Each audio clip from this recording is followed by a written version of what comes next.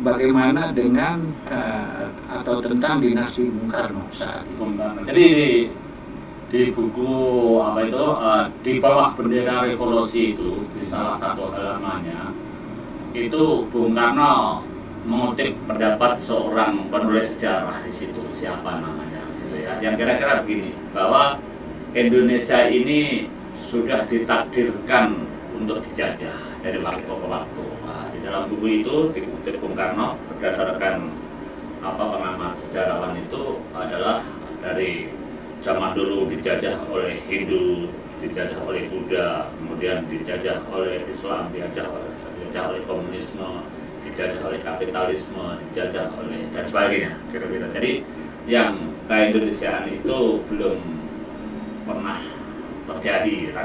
Tapi di buku di bawah bendera revolusi itu Bung Karno menulis begini. Jadi pendapat orang yang ahli dalam riwayat Indonesia kali ini salah, karena Indonesia menemukan nasionalisme dengan semangat.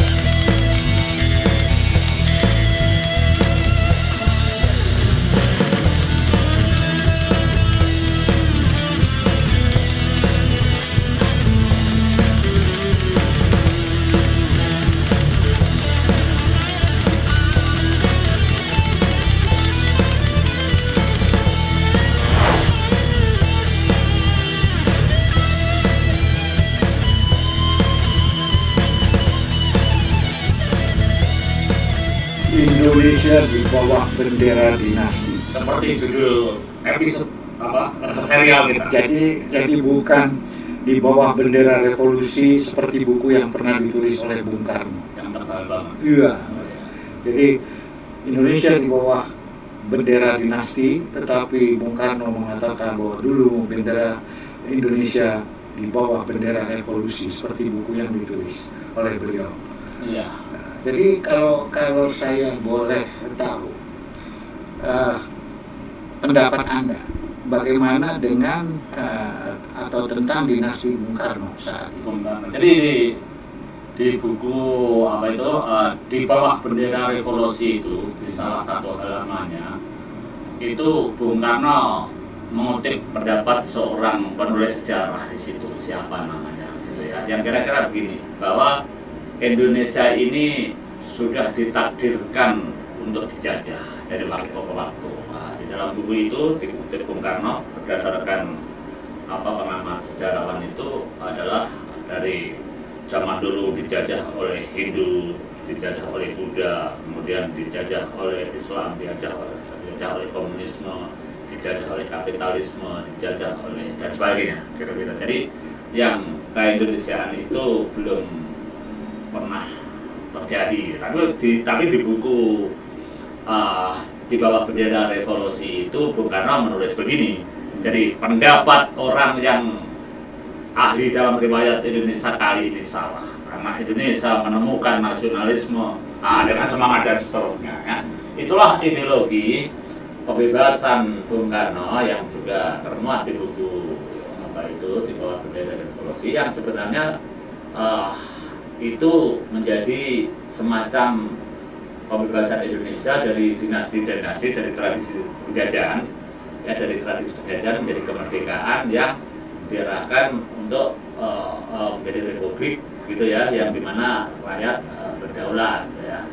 Dan saya kira Bung Karno sendiri kalau kita baca-baca sejarahnya kayaknya kan tidak sangat-sangat membangun dinasti. Ya kita baca sejarahnya kan nggak ada. Artinya kalau di nggak ada. Semasa pemerintahan Soekarno dulu dia tidak membangun dinasti. Ya kan anak-anaknya tidak lantas ditonjol-tonjolkan. Setelah dia nggak ada, baru kemudian terah itu muncul. Ya, itu terah bukan dinasti, terah yang kemudian menjadi dinasti kan gitu. Sehingga kalau kita ngobrol di sini bahwa ada dinasti Soekarno itu bukan karena Soekarno-nya yang membangun dinasti, tapi kemudian turunannya atau sejarah kemudian melahirkan adanya dinasti gitu lah. Maka muncullah Megawati, muncullah Fatmawati, Sukmawati, terus kemarin yang sudah meninggal itu siapa itu yang ikut partai dan sebagainya, selain Guntur kemarin ikut dan sebagainya. Jadi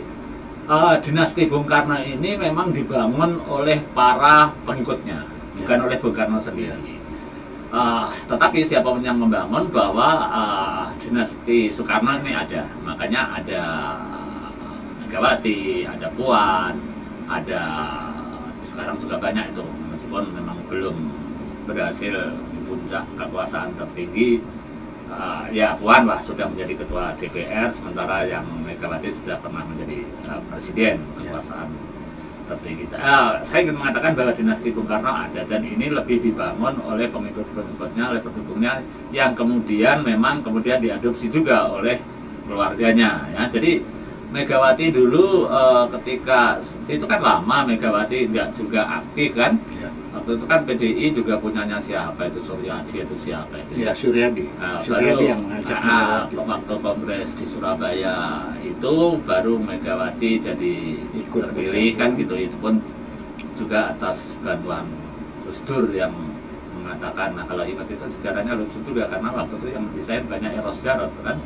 Eros Jarot berusaha bagaimana supaya Gus Dur itu mengucap bahwa dia lebih berpihak pada mendukung Megawati lah gitu, sehingga muncullah PDI Perjuangan itu kan, katakan begitu. Nah sejak saat itu mereka yang bergabung di PDIP ini betul-betul memanfaatkan genealogi Soekarno ini dalam sosok Megawati, dan kemudian dinastinya untuk menjadi perekat dari kekuatan politik. Dan kalau kita bicara hari ini, ya mau tak mau bahwa Megawati tetap membangun dinastinya itu ya dengan anaknya, bahkan itu didukung oleh sebenarnya banyak simpatisan PDIP yang menyetujui itu. Makanya waktu di awal Pilpres ini kan banyak dorongan ke Puan Maharani supaya dicalonkan, sampai Megawati akhirnya mengecewakan mereka sehingga mengatakan kali ini yang kita umumkan bukan Sri Kandi tapi apa itu yang munculnya Ganjar itu. Dan ternyata memang ya nggak tahu kalau misalnya Puan lebih kuat dari Ganjar atau enggak, kan akhirnya tidak bisa kita lihat kalau nggak terjadi gitu ya. Tetapi kan faktanya ketika dinasti itu dikesampingkan, meskipun mungkin atas nama demokrasi, kan Ganjar tidak tidak signifikan amat untuk melanggengkan ideologi Bung Karno gitu.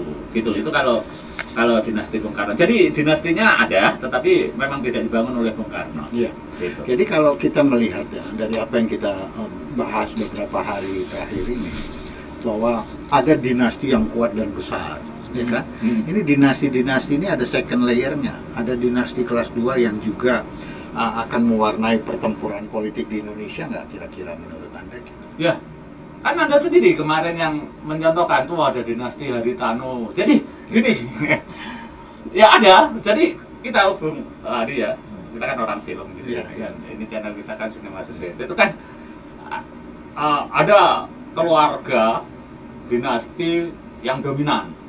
Tadi sering kita sebut Don Corleone, nanti di Jepang juga ada film-film kan gitu. Tapi kan ada juga keluarga-keluarga kecil, lebih kecil gitu ya, yang nanti dia supaya kuat berafiliasi dengan dinasti yang sudah eksis ya, sudah besar. Mereka sendiri juga membangun dinastinya sebenarnya. Kan kita yang diharapkan nanti dinasti ini juga akan tumbuh besar ya kan. Nah itu kan sudah kelihatan. Bagaimana seorang Haritanu membuat partai itu namanya, Perindo. Ya kan, kemudian istri, anak semuanya jadi mencalonkan diri untuk jadi wakil rakyat. Terus siapa lagi yang second layer istilahnya? Ada Nasdem juga begitu. Nasdem anaknya disiapkan meskipun belum itu. Ada lagi beberapa yang lain. Iya, Ganjar kemarin anaknya termasuk Anies anaknya, tapi memang belum ke politik gitu ya, tapi artinya mengkader lah anak-anaknya ya kan banyak second. Saya kira kalau kita teliti ya lebih banyak lagi, cuma kan saya nggak hafal. Jadi misalnya ada tuh dulu di Banten Ya, Jimli Asidik juga anaknya juga caleg. Ya kan Oh, itu, iya. itu bangun dinasti Jimli Asidik gitu kan. Iya. Enggak, yang di Banten tuh apa itu? Oh, yang itu, yang Ratu Atu. itu terus Dari keluarganya, bapaknya, mamanya, Pak. Iya. apanya, anaknya, terus Iya. itu yang di Kartanegara itu. Iparnya ya semua. Enggak kan, bahkan di daerah-daerah itu muncul dinasti-dinasti yang second tadi. Second layer. Mereka cukup menjadi raja-raja kecil atau penguasa-penguasa pesisir utara, Kemudian distrik berafiliasi apa gitu dengan ya. dinasti yang mana Ah, gitu ya. Lalu berafiliasi ke dinastinya Jokowi kah? Wah. Ke dinastinya Soekarno kah? Soekarno kah? Atau ke dinastinya Orde Baru kah? Orde Baru Cendana kah? kah? Iya. Iya. Jadi sama Nah, dengan kita ke mana nih? Gabungnya ke dinasti yang mana nih? Kita nggak membangun dinasti. Uang diri kita sendiri juga nggak tahu Enggak, tempatnya dulu. di mana. Dulu kalau ada diskotik dinasti kita suka ke sana itu ada dulu. Namanya diskotik dinasti gitu ya. Itu kira-kira Bung Ade. Jadi ada apa dan sama lah zaman dulu juga kerajaan-kerajaan itu juga ada wilayah kadipaten ini membangun dinastinya wilayah ini. Jadi menurut saya gini loh, saya bukan sejarawan ya, tapi karena sering nonton film gitu ya.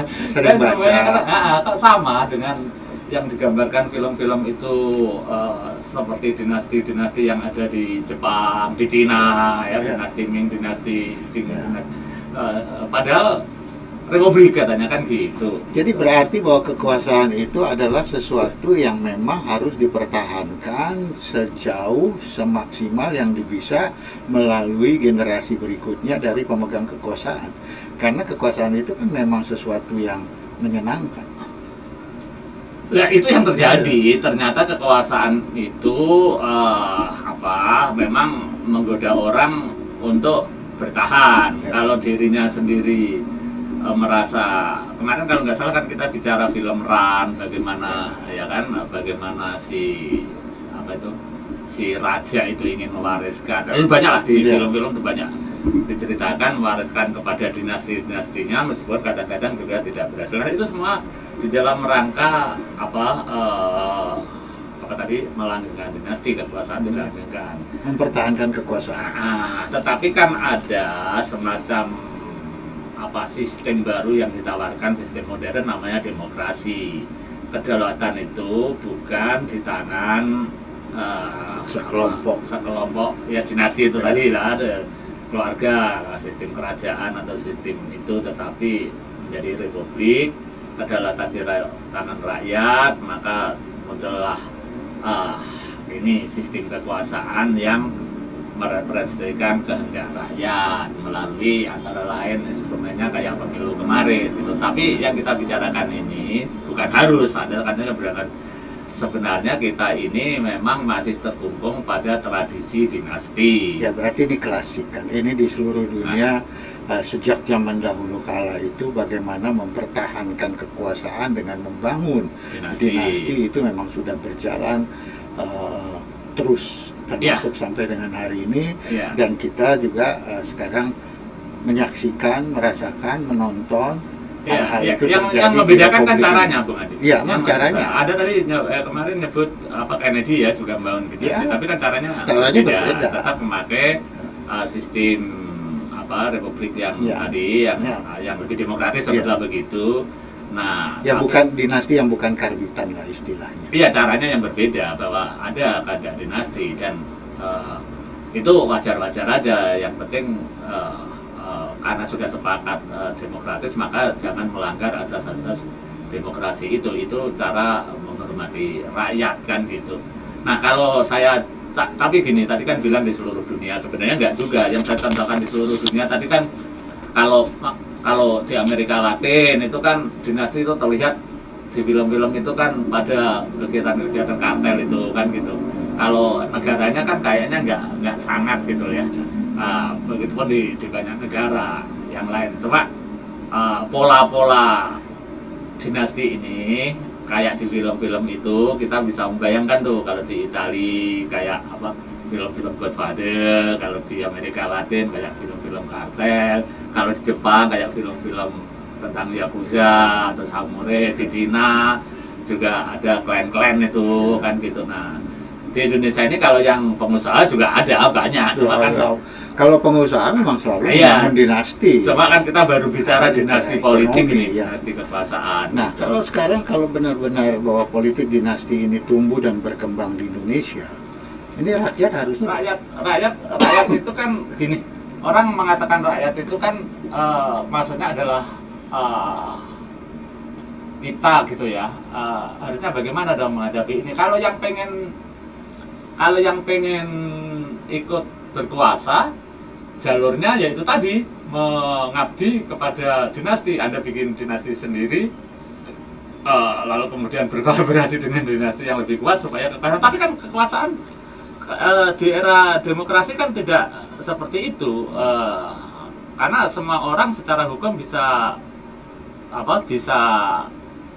memajukan dirinya untuk memegang kekuasaan, maka ya merintis, maka garisnya adalah politik, maka jalurnya adalah politik, ikut berpolitik dan sebagainya. Itu yang kita bicarakan adalah fakta kenyataannya sejauh ini dalam banyak catatan itu di Indonesia kedinastian itu masih sangat kuat, bukan tidak berjalan demokrasi, tetapi gelap gitu. Karena kalau menyikapi kondisi saat ini, ya kan, menyikapi dari rancang bangun dinasti dalam politik pemerintahan, terus kaitannya dengan Pancasila menjadi bertolak belakang. Nah, tadi kan itu rakyat harus bagaimana? Ya, rakyat itu intinya dia harus memakmurkan diri, mendapatkan keadilan, mendapatkan kesejahteraan dan sebagainya, dan itu kan ditentukan oleh yang berwenang, yang berkuasa gitu. Rakyat berusaha, makanya kalau keadilan nggak didapat, kalau kemakmuran nggak didapat, kalau kesetaraan nggak didapat, dia protes. Nah, itu rakyat kan gitu. Dalam hidup dia sendiri ya berusaha untuk mensejahterakan dirinya dengan cara-cara yang dia kuasain, ya kan, yang dia kuasain, mau jadi pedagang, nggak mau jadi, kan tidak harus semuanya. Ya, tidak harus semuanya melalui jadi politik. Nah, betul. Negara sebenarnya Indonesia sudah memberi panduan yang disepakati yang bernama Pancasila, kan gitu. Nah, itulah mau melalui jalan apapun, maka basicnya, asasnya itu sudah terrumuskan oleh para pendiri negara ini yang disebut Pancasila itu. Maka ketika semuanya berketuhanan yang Maha Esa, dalam arti prinsip ketuhanan itu dipegang, etika, akhlak, moral dan sebagainya itu, yang bahwa ini kekuasaan ini masih ada yang lebih berkuasa, yaitu Tuhan, gitu kan. Nah, itu panduan. Nah, kedua, ada yang perlu dipegang, kemanusiaan yang adil dan beradab, sangat jelas lah itulah. Kemudian persatuan. Nah, meskipun dinasti-dinasti, ada dari dinasti Bung Karno, yang sana dinasti Cendana, yang sini dinasti Jokowi, tetapi ada namanya Persatuan Indonesia, gitu kan. Yang keempat ada namanya musyawarah mufakat, kebijaksanaan dalam permusyawaratan. Disuruh musyawarah, bukan gontok-gontokan, bukan peta kompli, bukan melahirkan undang-undang diam-diam lalu tiba-tiba muncul IKN, muncul Omnibus Law, muncul apa dan sebagainya, tapi mengutamakan musyawarah mufakat. Yang kelima keadilan sosial bagi seluruh rakyat. Nah, itu semua yang dilakukan tadi ujung-ujungnya adalah bagaimana di seluruh Indonesia ini terjadi tercipta keadilan sosial bagi seluruh rakyat Indonesia, adil makmur. Nah, jadi mau sebenarnya sudah disepakati kan, kita demokrasi, sistem republik, presiden ya kayak sekarang inilah. Nah, dan basicnya Pancasila itu. Jadi kalau sekarang Anda menanyakan Pancasila posisinya di mana, ya kita rasakan saja apakah mereka yang berkuasa itu menerapkan substansi-substansi Pancasila dalam menjalankan kekuasaannya, dalam berpolitik, dalam memberlakukan bangsa ini, ataukah belum, ataukah tidak. Nah, disitulah sebenarnya Pancasila harus kita pertahankan, dan NKRI harga mati. Itu konteksnya kan itu. Kalau misalnya gini loh, ada rezim yang malah nggak hanya tidak menghormati, tapi menistakan agama, itu kan jelas tidak Pancasila, kan, karena ketuhanannya.